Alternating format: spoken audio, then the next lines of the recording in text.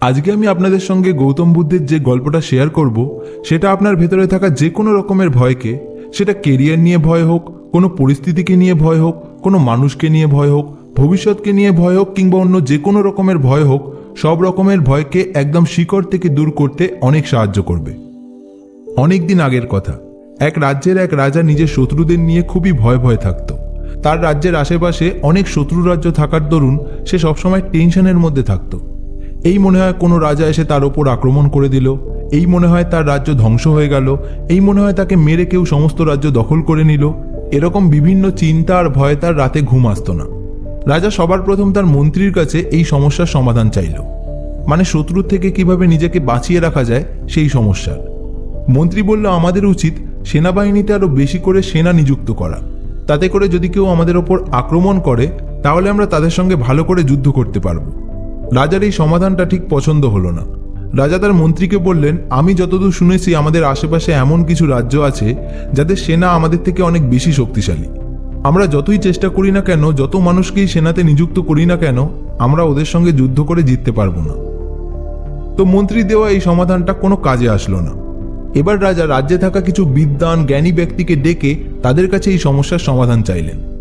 একজন বিদ্বান তাকে বললেন, রাজামশাই, আপনি এক কাজ করুন, আপনি আপনার সমস্ত শত্রু রাজ্যের রাজার সাথে বন্ধুত্ব করে নিন। বন্ধুত্ব হয়ে গেলে আর কোনো রাজা আপনাকে আক্রমণ করতে আসবে না। রাজামশাই কিছুক্ষণ ভাবলেন, তারপর বললেন, আপনার সমাধানটা ভালো, কিন্তু আমার ভয় লাগছে যে আমি যখন বন্ধুত্ব করতে যাব তখন যদি কোনো রাজা আমাকে মেরে ফেলে। এতগুলো রাজ্যে এত রকমের রাজার সাথে বন্ধুত্ব করতে যাওয়া খুবই রিস্কের ব্যাপার, এটা মনে হয় ঠিক হবে না। তো অনেকেই রাজার সাথে সহমত জানালো, কারণ কোন রাজার মনে কি চলছে সেই বিষয়ে কেউ বলতে পারবে না। বন্ধুত্ব করতে গিয়ে রাজার বড় বিপদও হতে পারে।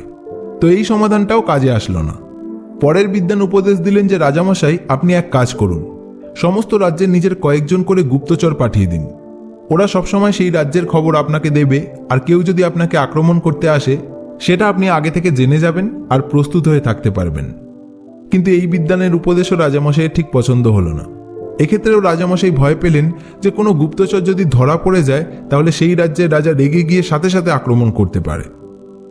তো রাজামশাই এবার ভয় আর চিন্তায় একেবারে দিশেহারা হয়ে পড়লেন। ঠিক তখনই সভায় থাকা একজন বিদ্বান রাজামশাইকে এমন একটা সমাধান দিলেন যেটা রাজার খুব পছন্দ হলো। তিনি বললেন, দেখুন রাজামশাই, আমাদের রাজ্য খুব ছোট একটা রাজ্য। এখানে আমরা যতই সেনা বাড়াই না কেন সেটা কখনোই আশেপাশের বড় রাজ্যের সেনার সমান হবে না, আর বড় রাজ্যগুলো আমাদের সাথে বন্ধুত্বও করতে চাইবে না। কিন্তু আমাদের রাজ্য যেহেতু ছোট, তাই আমরা যদি সম্পূর্ণ রাজ্যকে খুব শক্তিশালী লোহার দেওয়াল দিয়ে ঘিরে দিতে পারি তাহলে কোনো শত্রু আর আমাদের রাজ্যে প্রবেশ করতে পারবে না। আর রাজমহলের চারপাশে এমন দেওয়াল তৈরি করে দিন যেটা কেউ ভাঙতে পারবে না। রাজমহল থেকে বাইরে বেরোনো শুধু একটাই রাস্তা থাকবে, যেটা একটা সুড়ঙ্গের মধ্যে মাটির নিচে থাকবে। সেই রাস্তাটা একমাত্র আপনি আর আপনার খুব কাছের মানুষেরা জানবে।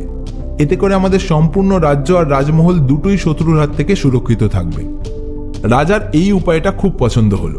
তিনি ভাবলেন, এতক্ষণে একটা মন মতো উপায় পাওয়া গেছে। সঙ্গে সঙ্গে মিস্ত্রি লাগিয়ে দেওয়া হলো পুরো রাজ্যটাকে লোহার দেওয়াল দিয়ে ঘিরে দেওয়ার জন্য। কয়েক মাসের প্রচেষ্টায় পুরো রাজ্যকে মজবুত লোহার দেওয়াল দিয়ে ঘিরে দেওয়া হলো, আর রাজমহলের চারিদিকটা আরো মজবুত আর মোটা দেওয়াল দিয়ে ঘিরে ফেলা হলো। মাটির নিচে দিয়ে একটা সুড়ঙ্গ বানানো হলো যেটা দিয়ে রাজমহল থেকে বাইরে বেরোনো যাবে। এটাই একমাত্র বেরোনোর রাস্তা থাকলো, যেটা শুধুমাত্র রাজা আর রাজার খুব কাছের কিছু মানুষ জানলো। দেওয়ালের কাজ সম্পূর্ণ হওয়ার পরে রাজামশাই চিন্তা আর ভয় মুক্ত হলেন। এবার তার মনে হলো যে সে একদম সুরক্ষিত রয়েছে। এবার আর কোনো রাজ্যের কোনো রাজা তার কিচ্ছু বিগড়াতে পারবে না। তিনি তার মন্ত্রীকে বললেন, রাজ্যের যত জ্ঞানীগুণী ব্যক্তিরা আছেন তাদের আবার ডাকো আর তাদেরকে এই দেওয়াল দেখিয়ে জিজ্ঞেস করো যে এখন কি আমার শত্রুর থেকে আমার কোনো রকম ভয় পাওয়ার কারণ আছে, নাকি আমি এখন সম্পূর্ণ সুরক্ষিত। তো রাজার কথা মতো সব জ্ঞানীগুণী ব্যক্তিদের ডাকা হলো। তারা দেওয়াল দেখে বলল, রাজামশাই, আপনি এখন সম্পূর্ণ সুরক্ষিত, আপনার আর ভয় পাওয়ার কোনো কারণ নেই। কিন্তু রাজার মন্ত্রী এই শুনে বললেন, রাজামশাই, এই রাজ্যে থাকা সব জ্ঞানী ব্যক্তিরা তো এখানে আছে, যাদের আপনি এই দেওয়াল দেখিয়ে আপনি সুরক্ষিত কিনা সেটা জিজ্ঞেস করলেন, কিন্তু এখনো একজন মহাজ্ঞানী ব্যক্তি আছেন যাকে জিজ্ঞেস করা বাকি আছে। তিনি এই রাজ্যের নন, তবে এখন আমাদের রাজ্যের পাশেই একটা গ্রামে তিনি কিছু সময়ের জন্য রয়েছেন। ওনাকে ডেকে যদি একবার ব্যাপারটা জিজ্ঞেস করা যায় তাহলে সম্পূর্ণ নিশ্চিত হওয়া যাবে। রাজা বললেন, কে তিনি? মন্ত্রী বললেন, গৌতম বুদ্ধ। আপনি যদি বলেন তাহলে আমি ওনাকে এই রাজ্যে আসার নিমন্ত্রণ জানাতে পারি। রাজা বললেন, অবশ্যই। তো গৌতম বুদ্ধকে নিমন্ত্রণ জানানো হলো। গৌতম বুদ্ধ রাজ্যে এলেন। রাজামশাই গৌতম বুদ্ধকে বললেন, হে বুদ্ধ, আমার রাজ্যের চারিদিকে অনেক শত্রুর বাস। আমি আমার শত্রুর ভয়ে সবসময় চিন্তার মধ্যে থাকতাম। সেই জন্য আমি আমার সম্পূর্ণ রাজ্যের চারিদিকে আর আমার রাজমহলের চারিদিকে একটা সুরক্ষা কবচ বানিয়েছি। গৌতম বুদ্ধ শুনে বললেন, কেমন সুরক্ষা কবচ? রাজা বললেন, আমি আমার রাজ্যের আর রাজমহলের চারিদিকে মজবুত লোহার দেওয়াল বানিয়ে দিয়েছি। এখান থেকে বেরোনোর শুধুমাত্র একটাই রাস্তা রয়েছে, যেটা সুড়ঙ্গ পথে আমার রাজমহলের ভেতরে যায়। যে দরজার খবর শুধুমাত্র আমি আর আমার ভরসাযোগ্য কিছু মানুষই জানে। আপনি দয়া করে এই সুরক্ষা কবচ দেখে বলুন যে আমি এখানে সুরক্ষিত, নাকি আমার ভয় পাওয়ার এখনো কোনো কারণ বাকি আছে। তো গৌতম বুদ্ধ সব ভালো করে দেখে বললেন, হ্যাঁ রাজামশাই, আপনার ভয় পাওয়ার কারণ আছে। আপনি এখনো সম্পূর্ণ সুরক্ষিত নন। এই কথা শোনার সঙ্গে সঙ্গে রাজামশাইয়ের কপালে চিন্তার ভাঁজ পড়ে গেল। তিনি ভয় পেয়ে গৌতম বুদ্ধকে জিজ্ঞেস করলেন, কেন? এত মজবুত লোহার দেওয়াল দেওয়ার পরেও আমি সুরক্ষিত নই কেন? গৌতম বুদ্ধ বললেন, এই রাজ্যে একটা তো বেরোনোর দরজা আছে। শত্রু তো সেখান দিয়েও আসতে পারে, তারা সেখান দিয়ে এসেও আপনাকে মারতে পারে। রাজামশাই শুনে একটু ভাবনায় পড়ে গেলেন। তিনি বললেন, এছাড়া আর কোনো ভয়ের কারণ আছে কি? গৌতম বুদ্ধ বললেন, হ্যাঁ, আরও আছে। আপনার ভরসার মানুষেরা আপনাকে ঠকাতে পারে। এখানে কোনো প্রাকৃতিক বিপর্যয় এসে আপনি মারা যেতে পারেন, আর কিছু না হলেও আপনার শরীর খারাপ হয়ে আপনি মারা যেতে পারেন। আপনি কোনোভাবেই কিন্তু 100% সুরক্ষিত নন। রাজা এই শুনে খুব ভয় পেয়ে গেলেন আর মাথায় হাত দিয়ে বসে গেলেন। গৌতম বুদ্ধ বললেন, রাজামশাই, ভয় বাইরের কোনো শত্রুতে নেই, ভয় তো আপনার ভেতরে রয়েছে। বাইরের কোনো শত্রু আপনাকে হয়তো একবার আক্রমণ করবে, কিন্তু আপনার ভেতরে থাকা ভয় আপনাকে তো প্রতিদিন প্রতি মুহূর্তে আক্রমণ করে চলেছে। অদূর ভবিষ্যতে কি হবে আপনি সেই চিন্তায় আর ভয় আজকের এই সুন্দর বর্তমানটাকেই তো বাঁচতে ভুলে গেছেন। আপনি হয়তো আপনার রাজ্যের চারিদিকে কিংবা আপনার রাজমহলের চারিদিকে উঁচু উঁচু দেওয়াল নির্মাণ করে বাইরের শত্রুকে কিছুটা আটকাতে পারেন, কিন্তু যে ভয় আপনার ভেতরে রয়েছে তাকে আপনি কি করে আটকাবেন? আজ নয়তো কাল সেই ভয় আবার আপনাকে চিন্তায় ফেলে দেবে, একভাবে না হলে অন্য কোনোভাবে। তখন আপনি কি করবেন? তো এই শুনে রাজা বললেন, হে বুদ্ধ, তাহলে আমি এখন কি করব? গৌতম বুদ্ধ বললেন, শত্রুর মূল্যায়ন করা অবশ্যই বুদ্ধিমানের কাজ। শত্রুর থেকে নিজের রাজ্যকে সুরক্ষিত করার সিদ্ধান্তও খুব ভালো, কিন্তু এই সব কিছুর আগে আপনার মনের মধ্যে চলা নিরাপত্তাহীনতাকে দূর করা প্রয়োজন। আপনার মনের মধ্যে যে ভয় নামক শত্রুর বাস রয়েছে, সবার আগে তাকে দূর করুন। তবেই কিন্তু আপনি আপনার রাজ্যের সুরক্ষার জন্য সঠিক সিদ্ধান্ত নিতে পারবেন। ভয়ের থেকে পালিয়ে গিয়ে লাভ নেই, ভয়কে মোকাবিলা করুন। কারণ আপনি ভয়ের থেকে যত পালাতে চাইবেন, ভয় ততই বেশি আপনাকে আঁকড়ে ধরবে। ভয়কে দূর করার একমাত্র উপায় হলো তাকে মোকাবিলা করা।